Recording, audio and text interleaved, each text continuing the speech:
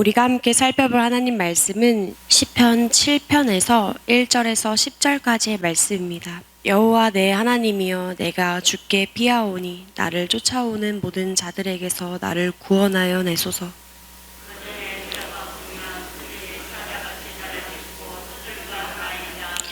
여호와 내 하나님이여, 내가 이런 일을 행하였거나 내 손에 죄악이 있거나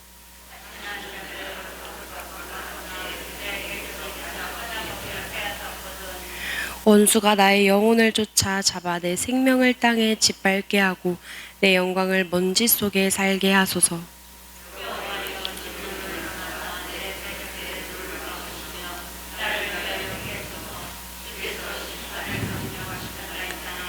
민족들의 모임이 주를 들으게 하시고 그 위 높은 자리에 돌아오소서.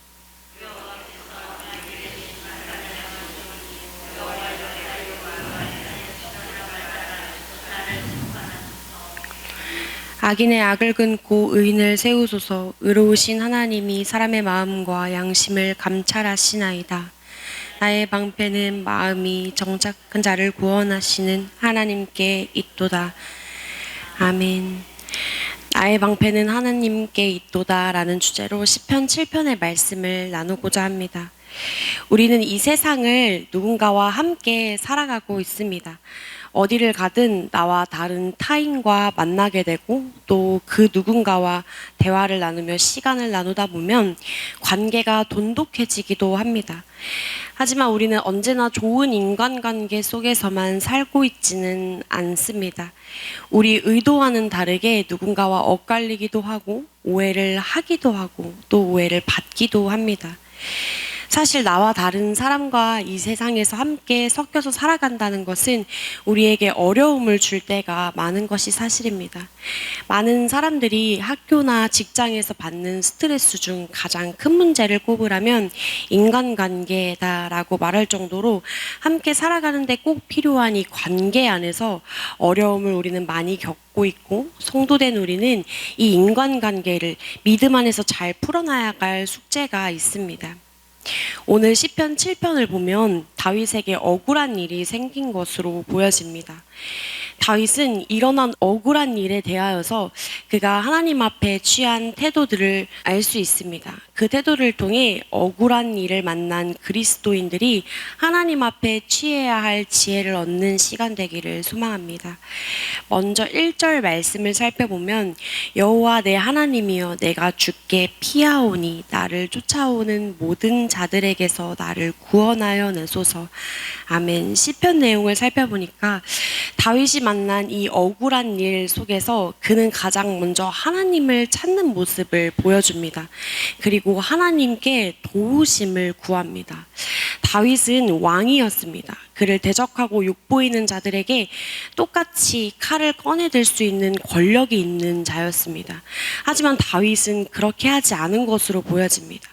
내가 터뜨릴 수 있는 분노를 잠시 내려두고 내 마음을 감찰하시는 하나님께 나아가는 지혜를 보여줍니다. 내용을 계속해서 살펴보면 누군가가 다윗의 손에 죄악이 있다고 저주한 것으로 보여집니다. 다윗은 이러한 모함이 억울하다며 하나님께 호소하고 있습니다. 다윗은 이스라엘의 12지파 중에 왕족에 속하는 유다 지파에 속합니다. 특별한 지파이죠. 다윗을 시작으로 유다 지파에는 대대손손 왕족이 이어졌습니다. 그래서 왕의 왕으로 오신 우리 예수님께서도 유다 지파로 오셨습니다. 시편 7편에 부제목을 살펴보면 베냐민인 구시의 말에 따라 여호와께 드린 노래라고 기록되어 있습니다. 베냐민인 누군가가 그의 말에 따라 다윗이 하나님께 호소하고 있다는 것을 우리는 알 수 있는데, 베냐민 지파는 유다 지파에 대해 안 좋은 감정을 가지고 있던 지파였습니다. 왜냐하면 하나님께서 사울을 낮추시기 전에 베냐민 지파가 왕족이었기 때문입니다. 원래 이스라엘의 초대 왕권은 베냐민 지파의 것이었습니다. 베냐민 지파의 관점에서 볼 때에는 유다 지파인 다윗이 베냐민 지파의 왕권을 빼앗아 갔다라고 생각할 수 있을 겁니다. 다윗을 저주한 누군가가 정확하게 알 수 없지만 베냐민 지파 사람 사울의 사람으로 보여집니다. 하나님께서 사울을 낮추시고 왕위를 패하게 하시고 또 다윗을 유다의 왕으로 세우실 때 다윗에게는 크고 작은 고난들이 반복되었습니다. 특히 사무엘 하를 살펴보면 압살롬을 피해 도망가던 그 길에서 다윗은 큰 공포를 느끼는 순환의 길이었습니다. 사무엘하 16장을 잠시 살펴보면 7절, 8절에 다윗이 압살롬을 피해 도망가던 중에 베냐민 사람이 나타나서 다윗에게 저주를 퍼붓는 것을 볼 수 있습니다. 사무엘하 16장 7절에서 8절 말씀을 함께 살펴보면 좋을 것 같습니다. 제가 읽어드리겠습니다. 시므이가 저주하는 가운데 이와 같이 말하니라. 피를 흘린 자여, 사악한 자여, 가거라 가거라. 사울의 족속의 모든 피를 여호와께서 내게 돌리셨도다. 그를 이어서 내가 왕이 되었으나 여호와께서 나라를 내 아들 압살롬 손에 넘기셨도다. 보라, 너는 피를 흘린 자이므로 화를 자초하였느니라 하는지라. 아멘. 다윗이 사울을 죽이고 베냐민 지파로부터 왕권을 빼앗아갔기 때문에 하나님께서 내 아들 압살롬을 통해 너를 죽일 계획을 받게 하셨다라고 저주를 퍼붓고 있는 말씀입니다. 다윗의 상황과 저주의 말들을 종합해서 들어보면 참으로 비통하고 억울했을 겁니다. 시므이의 저주처럼 다윗은 사울을 죽이진 않았습니다. 오히려 사울을 죽일 기회마다 그 순간에 하나님 앞에 신실함을 지켜나갔습니다. 하나님께 기름 부음 받은 자를 해할 수 없다라고 고백하며 사울을 해치지 않았습니다. 하나님께 맡겨드린 믿음의 사람이었습니다. 그런 다윗을 하나님께서 높여주신 것인데 다윗은 어려운 상황에서 더 마음을 힘들게 하는 저주를 듣습니다. 우리가 다윗처럼 이런 억울한 일들을 또 오해를 받게 되면 어떠한 태도를 취하게 되는지 한번 돌아보는 시간이 되었으면 좋겠습니다. 사실 다윗처럼 하나님 손에 맡겨드리고 또 우리가 알고 있는 신앙의 모습처럼 믿음의 태도를 취하면 참으로 좋겠지만 많은 성도들이 이 믿음의 태도를 취하지 못하는 것이 사실입니다. 당장 내 마음의 억울함과 분노를 해결하는 게 앞설 때가 많습니다. 목소리 톤이 높아지기도 하고 눈에 독을 품고 분노를 내뿜기도 하고 똑같이 저주를 퍼붓는 것이 우리가 취하는 쉬운 태도입니다. 도리어 이렇게 말하는 것이 정의라고 생각할 때가 많은 것 같습니다. 하지만 시므이의 저주에 대응하는 다윗의 태도를 살펴보면 이렇습니다. 12절 말씀인데요. 혹시 여호와께서 나의 원통함을 감찰하시리니 오늘 그 저주 때문에 여호와께서 선으로 내게 갚아주시리라 하고, 다윗은 자신의 감정을 표출함으로 얻어지는 그 시원함보다 내 감정까지 감찰하시는 하나님을 신뢰하는 태도를 보여줍니다. 또 내게 찾아온 화나고 이 억울한 상황을 내가 풀어 해결하는 방법보다 하나님께서 나에게 선으로 갚아주시고 해결해 주실 것을 신뢰하는 믿음의 태도를 보여줍니다. 다윗은 어떠한 상황을 만나든 다윗을 아시고 그 모든 상황을 아시는 하나님을 바라볼 수 있는 믿음의 안목이 있었습니다. 하나님 앞에 믿음으로 순결히 살아가는 나를 하나님이 아시고 그 하나님이 다 보고 계신다는 것을 잊지 않았습니다.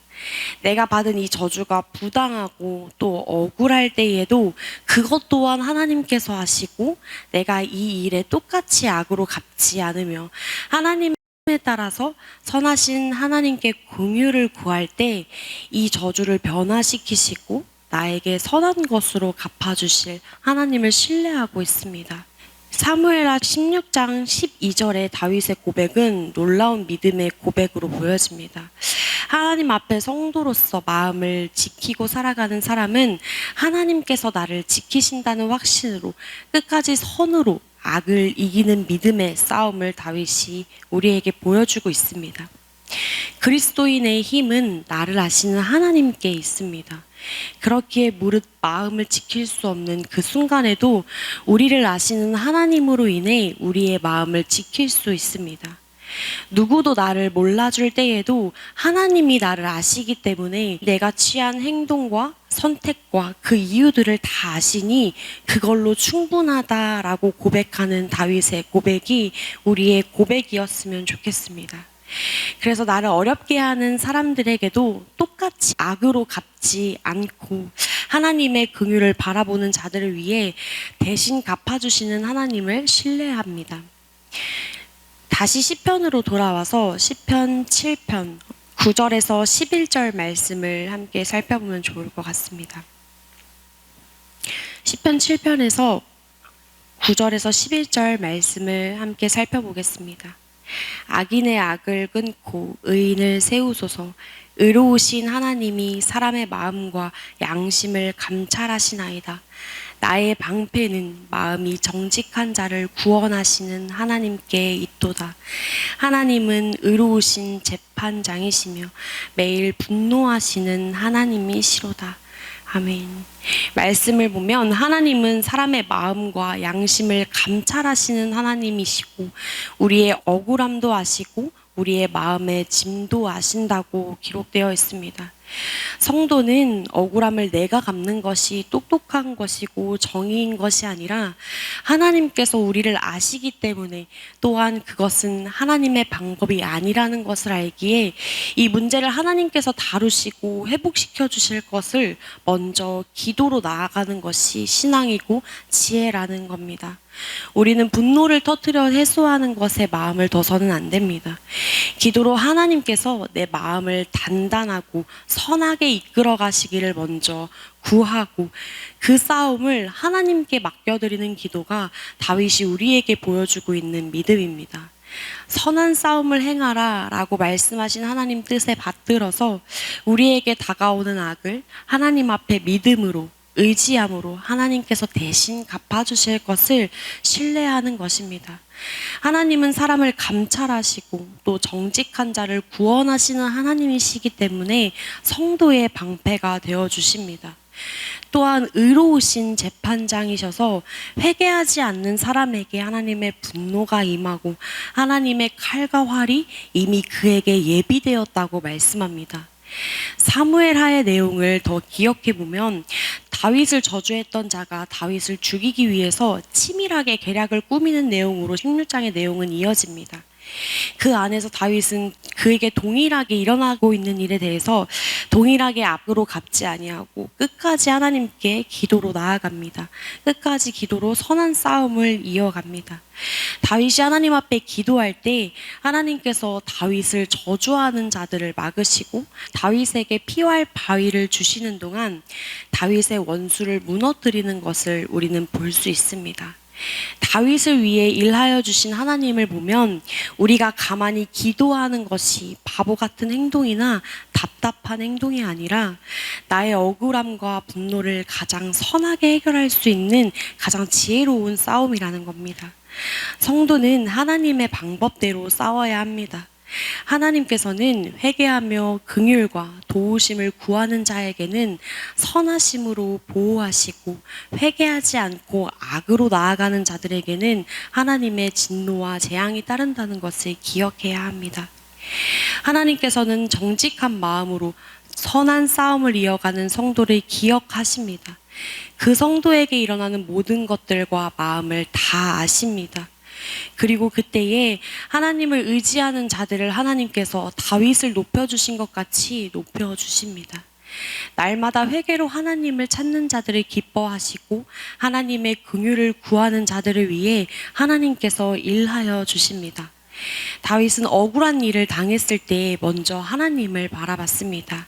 이것을 기억하는 하루 되기를 소망합니다. 주님 앞에 무릎 꿇고 모든 것을 의지했습니다. 나를 다 아신 하나님 앞에 마음을 지켰습니다. 그리고 모든 것을 하나님 손에 맡겨드렸고 찬양하는 참 성도의 모습을 보여줬습니다. 그리고 그런 다윗을 사람은 할 수 없는 정확하고 세밀한 방법으로 하나님께서 건지시고 높이셨습니다. 다윗이 우리에게 보여준 선한 싸움처럼 우리도 이 삶을 살아가며 하나님 앞에 선함으로 악을 이기는 참 성도의 삶이 되어지기를 소망합니다.